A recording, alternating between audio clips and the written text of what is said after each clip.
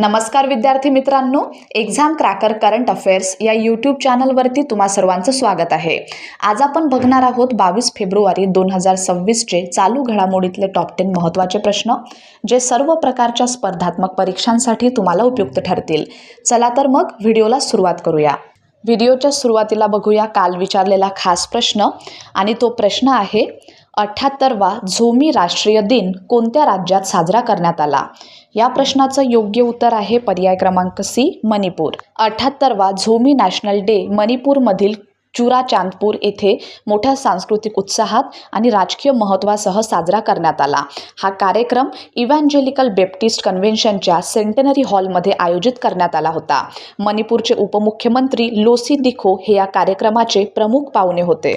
आता सुरुवात करूया आपल्या आजच्या टॉप 10 महत्त्वाच्या प्रश्नांना. एकूण 10 प्रश्न आजच्या व्हिडिओमध्ये आपण बघणार आहोत, आणि त्या 10 प्रश्नांपैकी आजचा आपला पहिला प्रश्न आहे, वसई कॅथेड्रलला कोणत्या संस्थेकडून अवॉर्ड ऑफ मेरिट प्रदान करण्यात आला? या प्रश्नाचं योग्य उत्तर आहे पर्याय क्रमांक डी, युनेस्को. वसई येथील 475 वर्षे जुने कॅथेड्रल समुदायाच्या सहभागातून करण्यात आलेल्या पुनर्सचयासाठी आंतरराष्ट्रीय स्तरावर गौरवण्यात आले आहे. पापडी गावातील our lady of grace cathedral यांच्या संवर्धन प्रकल्पाला 2025 युनेस्को आशिया पॅसिफिक सांस्कृतिक वारसा संवर्धन पुरस्कारांमध्ये अवॉर्ड ऑफ मेरिट मिळाला. या पुरस्काराची घोषणा बँकॉक येथे करण्यात आली. प्रश्न दुसरा आहे, अलीकडे बिहार मंत्रिमंडळाने कोणत्या आंतरराष्ट्रीय विमानतळ प्रकल्पास मंजुरी दिली आहे? याचं योग्य उत्तर आहे पर्याय क्रमांक डी, सोनेपूर आंतरराष्ट्रीय विमानतळ. नितीश कुमार यांच्या अध्यक्षतेखाली झालेल्या बिहार मंत्रिमंडळाच्या बैठकीत सारन जिल्ह्यातील सोनेपूर येथे नवीन आंतरराष्ट्रीय विमानतळ उभारण्यास मंजुरी देण्यात आली. प्रस्तावित विमानतळावर 4200 मीटर लांबीचे धावपट्टी असणार असून त्यामुळे एअरबस A380 सारखी मोठी विमाने उतरू शकणार आहेत. हा प्रकल्प 2030 पर्यंत पूर्ण करण्याचे उद्दिष्ट ठेवण्यात आले आहे. या विमानतळामुळे उत्तर बिहारमधील हवाई संपर्क मोठ्या प्रमाणात सुधारेल अशी अपेक्षा व्यक्त करण्यात आली आहे. हाजीपूर आणि दुमरिया दरम्यान 4228 एकर क्षेत्रात हा विमानतळ उभारण्यात येणार आहे. क्षेत्रफळाच्या दृष्टीने हा बिहारमधील सर्वात मोठा विमानतळ तसेच देशातील सर्वात मोठ्या विमानतळांपैकी एक ठरणार आहे. पुढला प्रश्न, AIMA बिझनेस लीडर अवॉर्ड 2026 कोणाला प्रदान करण्यात आला? प्रश्न क्रमांक 3चं योग्य उत्तर आहे पर्याय क्रमांक बी, करण अडानी यांना. करण अडानी, अडानी पोर्ट्स अँड सेज लिमिटेड आणि अडानी सिमेंट लिमिटेड यांचे व्यवस्थापकीय संचालक यांना business leader of the year 2026 म्हणून सन्मानित करण्यात आले. हा पुरस्कार ऑल इंडिया मॅनेजमेंट असोसिएशन यांच्या वतीने आयोजित मॅनेजिंग इंडिया अवॉर्ड्स 2026 अंतर्गत प्रदान करण्यात आला. हा सन्मान न्यू दिल्ली येथे झालेल्या AIMAच्या प्लॅटिनम जुबली सोहळ्यात देण्यात आला. या कार्यक्रमादरम्यान AIMAचा 70वा स्थापना दिन तसेच 20वा राष्ट्रीय व्यवस्थापन दिन साजरा करण्यात आला. प्रश्न चौथा आहे, पॅक्स सिलिका अलायन्समध्ये भारतासोबत प्रमुख भागीदार देश कोणता आहे?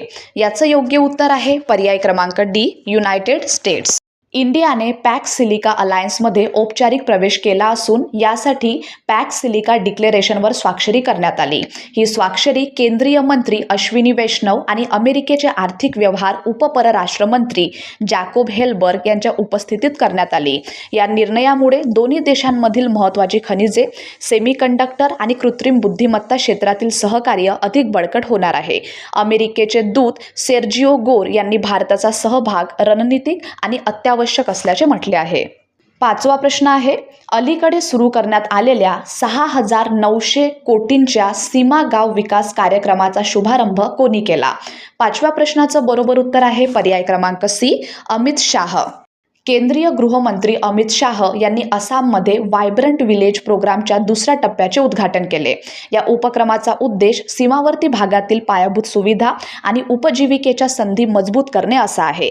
कार्यक्रमाअंतर्गत बांगलादेश सीमेवरील गावांना विकासाची केंद्रे म्हणून रूपांतरित करण्यावर भर देण्यात आला आहे. या गावांचा विकास राष्ट्रीय विकास मानकांशी सुसंगत करण्याचा प्रयत्न या योजनेत करण्यात येणार आहे. या कार्यक्रमाचे उद्घाटन बराक खोऱ्यातील नटनपूर गावात करण्यात आले.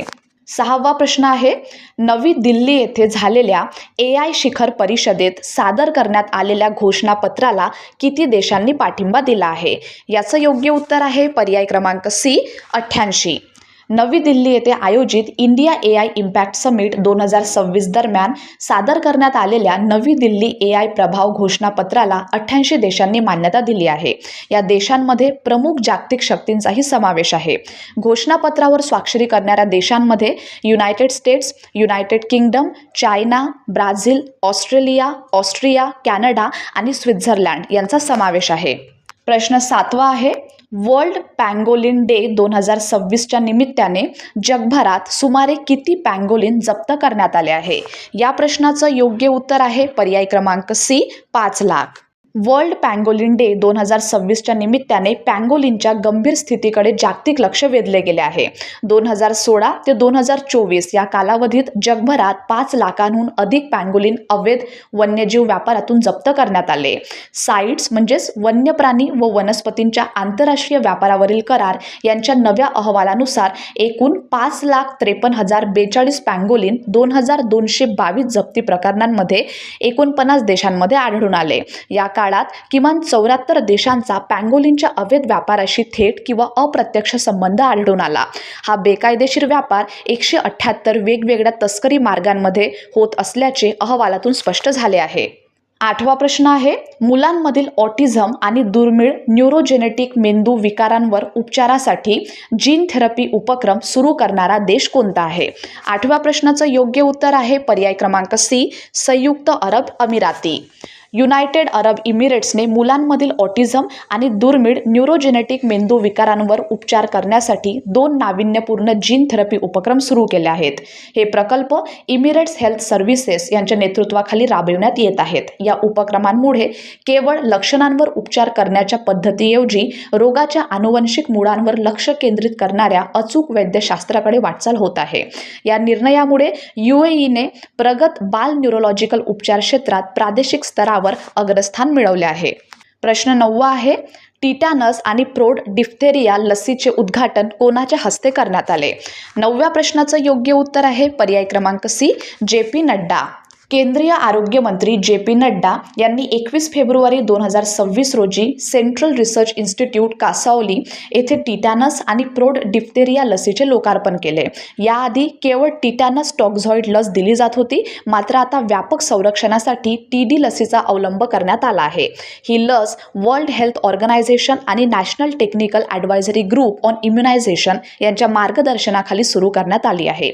TD लस टिटॅनस आणि डिफ्थेरिया या दोन्ही आजारांविरुद्ध प्रतिकारशक्ती वाढवण्यास मदत करते. आणि आजचा आपला शेवटचा प्रश्न आहे, महिलांच्या हॉकीत 3रे ऑलिम्पिक सुवर्ण पदक कोणत्या देशाने जिंकले आहे?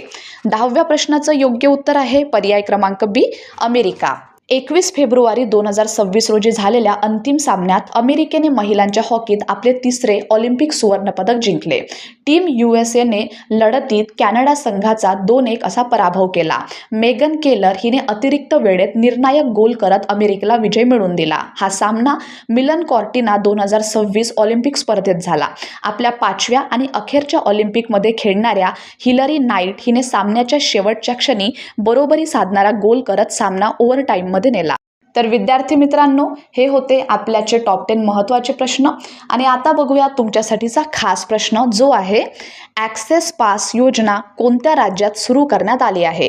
तर या प्रश्नाचं उत्तर तुम्हा सर्वांना कमेंट बॉक्समध्ये द्यायचं आहे. धन्यवाद.